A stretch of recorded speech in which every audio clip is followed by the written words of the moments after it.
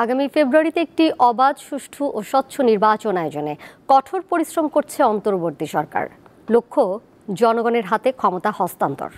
বুধবার কুয়ালালামপুরে Malaysia national বিশ্ববিদ্যালয় থেকে সম্মানসূচক ডক্টরেট ডিগ্রি গ্রহণকালে কথা বলেন প্রধান উপদেষ্টা ডক্টর মোহাম্মদ ইউনূস। 3 দিনের সফর শেষে রাত 9টার পর ঢাকায় ফিরেছেন তিনি।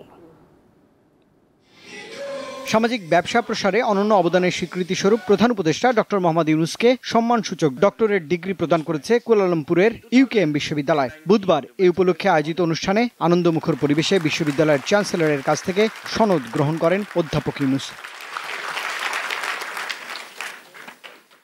এ সময় প্রধান উপদেষ্টা বলেন, এই স্বীকৃতি তরুণ প্রজন্মের স্বপ্ন পূরণে দায়িত্বের কথা স্মরণ করিয়ে দেয়।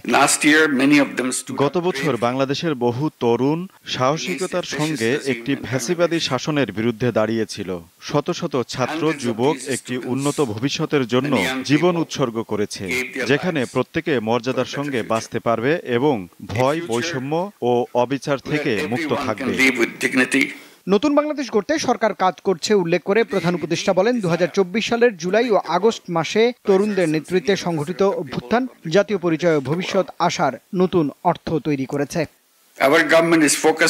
আমরা এক নতুন বাংলাদেশ গড়তে কাজ করছি, যেখানে শাসন ব্যবস্থা হবে ন্যায়সঙ্গত, অর্থনীতি হবে সবার জন্য অন্তর্ভুক্তিমূলক এবং প্রত্যেকে সমান সুযোগ সুবিধা পাবে সফল হওয়ার জন্য।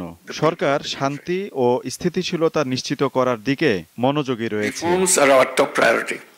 সফরের শেষ দিন প্রধান উপদেষ্টা মালয়েশিয়ার শিক্ষামন্ত্রী আব্দুল কাদের এবং সানওয়ে গ্রুপের চেয়ারম্যান সহ দেশটির শীর্ষ ব্যবসায়ীদের সঙ্গে মতবিনিময় করেন। বুধবার মালয়েশিয়ার স্থানীয় সময় সন্ধ্যা 7:30টায় প্রধান উপদেষ্টা ও তাঁর সফরসঙ্গীদের বহনকারী বাংলাদেশ বিমানের ফ্লাইটটি কুয়ালালামপুর আন্তর্জাতিক বিমানবন্দর ত্যাগ করে। পরে রাত 9:10 ঢাকায় পৌঁছন প্রধান উপদেষ্টা।